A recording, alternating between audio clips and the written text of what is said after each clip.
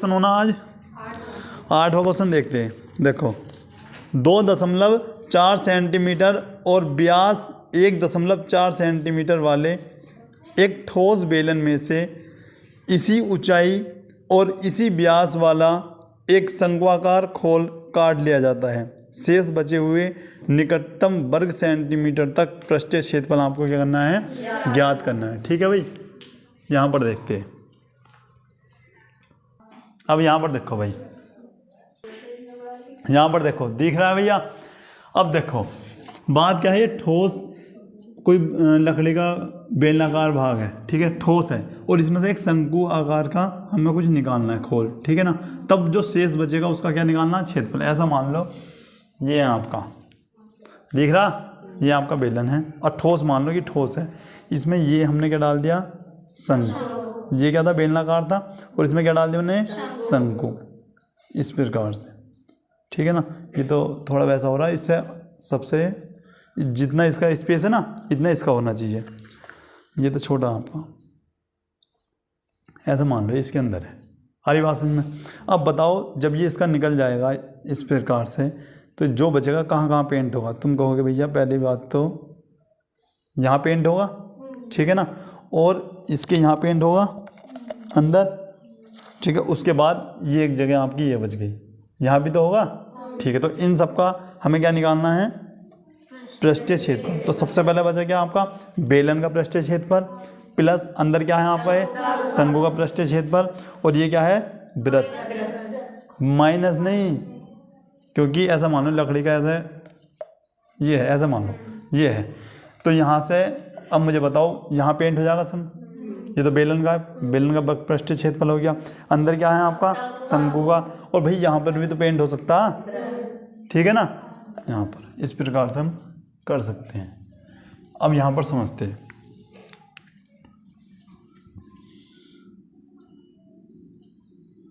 ये आपका हो जाता है कुछ इस प्रकार से, ठीक है भाई।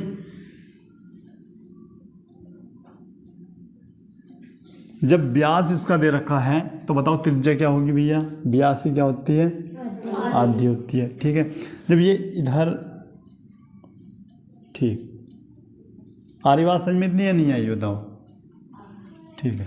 तो अब मैं बताता हूँ शंक्वाकार भाग के लिए, या फिर शंकु लिख दूँ क्या, शंकु लिख रहा हूँ, ठीक है ना। शंकु का व्यास, शंकु का व्यास कितना दे रखा है, 1.4 सेंटीमीटर। आ रही बात समझ में, ठीक है। शंकु की त्रिज्या बताओ कितनी होगी। तुम कहोगे भैया 1.4/2। तो जब तुम इससे काटोगे तो 0.7 सेंटीमीटर, ठीक है। अब लिखते क्या है, ये तो आपके आ गई आर का मान, ठीक है। अब यहाँ से यहाँ तक की दूरी की बात में अगर मैं करता हूँ तो कितनी है, 0.7, ठीक है भाई। अब जितनी यहाँ पर है इतनी यहाँ पर ही होगी, ठीक है ना। तो ये भी क्या है आपका 0.7 सेंटीमीटर, ठीक है। अब एक चीज़ मुझे तुम बताओ कि भैया ये कुछ इस प्रकार से नहीं हो गया क्या आपका, इसे ए मान लो, इसे बी और इसे सी।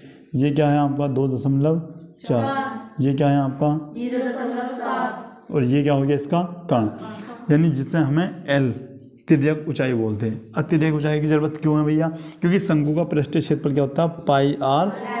तो इसलिए हमें पहले एल का मान यहाँ पर निकालना होगा। आ रही बात समझ में, ठीक है। तो यहाँ पर लिख दोगे, क्या लिखोगे, शंकु की तिर्यक ऊंचाई, शंकु की तिर्यक ऊंचाई, बराबर, यहाँ पर लिख दो L बराबर √ क्या बताई थी भैया, मैंने बताई थी h² + r²। यहाँ पर देखो h क्या है आपका 2.4 प्लस, बताओ भाई क्या हो यहाँ, 24 का वर्ग 576 दशमलव लगेगा आपका यहाँ पे, प्लस 7 का क्या होता है 49, दशमलव कहाँ लगेगा आपका इस प्रकार, ठीक है। अच्छा जोड़ दो भैया, जब आप जोड़ोगे तो ये क्या आएगा आपका 6.25, ठीक है। उसके बाद अब क्या करते हैं भैया, अब ये किसका होता है तुम्हें अच्छे से पता है 2.5, ठीक है, क्योंकि 625 किसका होता है 25 का। अब देखो दो संख्या पहले दशमलव लग रहा है ना वर्ग में, वो अंडर रूट में, तो वहाँ पर 1 दशमलव पहले लगाएंगे, ठीक है। तो ये आपका आता है तिर्यक ऊंचाई। आई बात समझ में, ठीक है। अब लिखेंगे अब, तब, या फिर रहने दो अभी, ठीक है ना, अभी रहने दो। एल का मान आ गया आपका, आर का मान आपके पास है, ठीक है। तो यहाँ से तो आपका पृष्ठीय क्षेत्रफल निकल जाएगा। दूसरा बेलन के लिए अब लिखो क्या, बेलनाकार भाग के लिए, या फिर बेलनाकार भाग की ऊंचाई h बराबर कितना दे रखा भैया बताओ, 2.4 सेंट। भाई आर का मान तो वही रहेगा ना, ठीक है, ये हो गया। अब लिखेंगे क्या, वृत्त के लिए,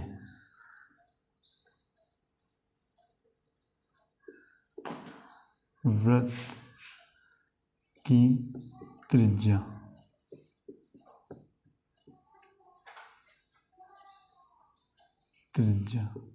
बराबर कितनी है भैया 7, यही है, ठीक है।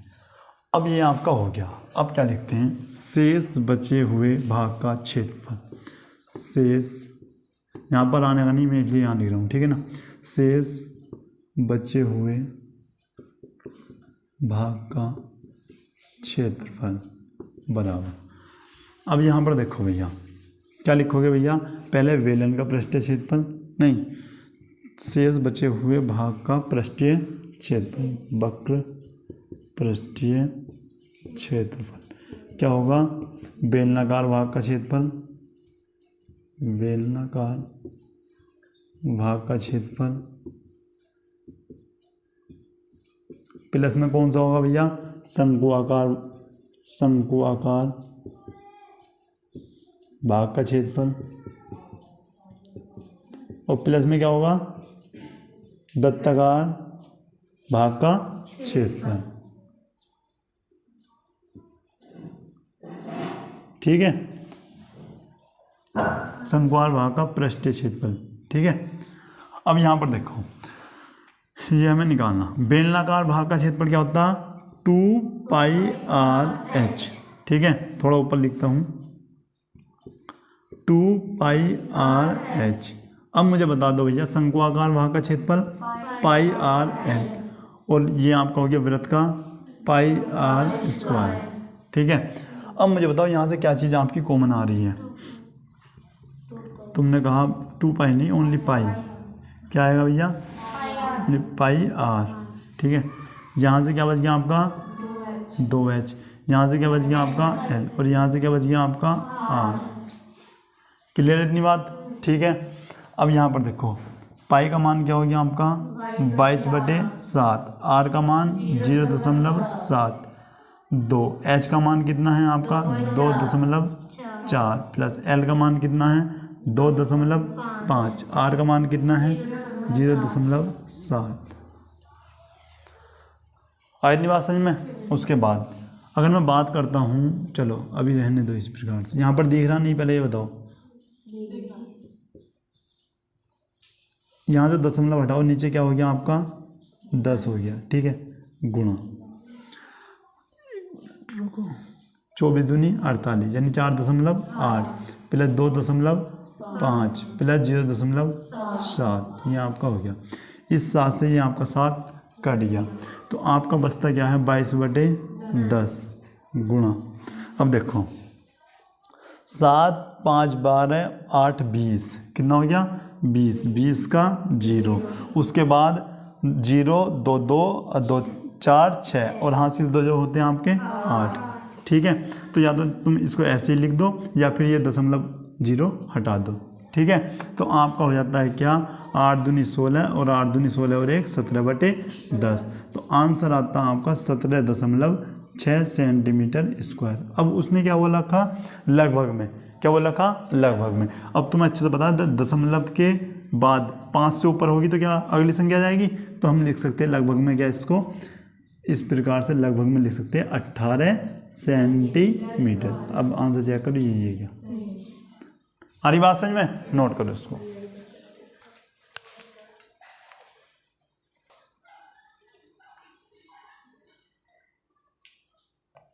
दिख रहा भाई क्वेश्चन, यहाँ पर देखो क्वेश्चन नंबर 9 क्या है। लकड़ी के एक ठोस बेलन के प्रत्येक सिरे पर एक अर्धगोला खोदकर निकालते हुए एक वस्तु बनाई गई है, जैसे चित्र में आपको दिख भी रहा होगा। ठीक है, यदि बेलन की ऊंचाई ने 10 सेंटीमीटर दे रखी है और आधार की त्रिज्या 3.5 सेंटीमीटर दे रखी है, तो इस वस्तु का संपूर्ण पृष्ठीय क्षेत्रफल आपको, ठीक है ना। अब यहाँ पर देखो, यहाँ पर देखो, अब इसमें क्या बताना है, संपूर्ण पृष्ठीय क्षेत्रफल। तुम्हें अच्छे से दिख रहा होगा, एक इसमें बेलन है और दो क्या हैं, ये बताओ क्या है, अर्धगोले। एक अर्धगोला ये है और एक अर्धगोला ये, तो दो तो क्या हो गए, ये अर्धगोले, और एक क्या हो गया, बेलन। बस इन्हीं सभी का क्षेत्रफल निकालना है। ठीक है, यहाँ पर लिखो, पहले लिखते हैं वेलनाकार, वेलनाकार भाग का, भाग की ऊंचाई लिखो, बेलनाकार भाग की ऊंचाई कितनी दे रखी है भैया, 10 सेंटीमीटर। इसका मतलब h का मान कितना है, 10 सेंटीमीटर। उसके बाद बेलनाकार भाग की त्रिज्या, बेलनाकार भाग की त्रिज्या कितनी है, 3.5 सेंटीमीटर। अब देखो उसके बाद क्या दिख रहा है तुम्हें, अर्धगोला। ठीक है ना, अर्धगोले की त्रिज्या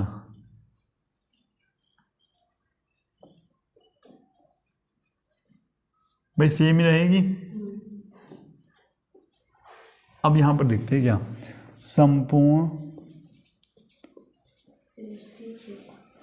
क्या बोला इसने, आकृति का, वस्तु का संपूर्ण, ठीक है,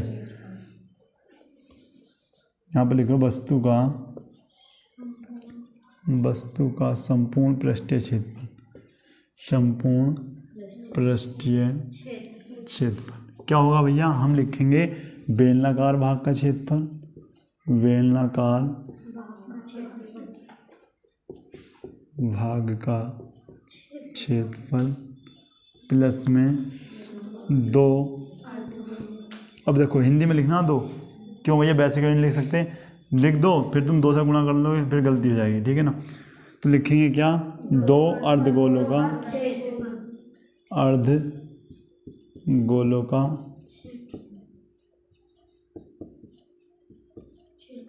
ठीक है, या फिर एक अर्धगोला लिख के उसकी 2 से क्या कर दो, गुणा कर दो। बेलनाकार भाग का क्षेत्रफल क्या होता है आपका, 2πr/h प्लस, अब 2 अर्धगोले हैं भैया, तो इसका क्षेत्रफल क्या होता है आपका, 2πr² प्लस 2πr², या फिर इसकी डायरेक्ट 2 से क्या कर देते हैं, गुणा। ठीक है, अब देखो 2πrh प्लस 2 क्या हो गए आपके, 4πr²। यहाँ से देखो क्या चीज़ कॉमन है, तुम कहोगे यहाँ से क्या चीज़ कॉमन है भैया, 2 पाई और r, तो यहाँ से क्या बच गया आपका h, और यहाँ क्या बचा 2r, 2r ही तो बचेगा ना। ठीक, उसके बाद अब 2 पाई का मान 22/4, r का मान 3.5, h का मान कितना है, प्लस 2 गुणा 3.5।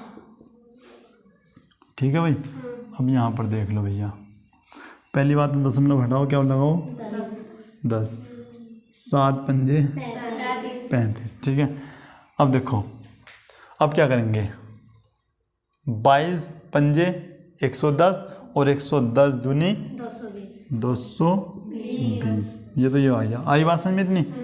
और नीचे क्या है आपका 10। ठीक है, अगर तुम्हारी बात है समझ में नहीं आ रही, काट दो, क्यों, 5 का ना 5, 5 दूनी 10, इससे कट गया, तो कितना बच गया आप तुम्हारा 22। पहले कितना बच जाता 220, तो नीचे वाला 0 कट जाता, तब भी 22 बचता। उसके बाद गुणा 10 ये है, चलो पहले इसको इस प्रकार से लिखते 10, 3.5 का दूना 7, ठीक है। और यहाँ पर देखो क्या हो गया आपका 17 दूनी 34, 3 17 दूनी 34 3, हाँ तो चेक करो। इतनी बात आए समझ में? कर सकते हैं भाई, ठीक है। आज ये एक्सरसाइज क्या हो जाती है आपकी कंप्लीट। मिलते हैं नेक्स्ट क्लास में, तब तक के लिए जय हिंद।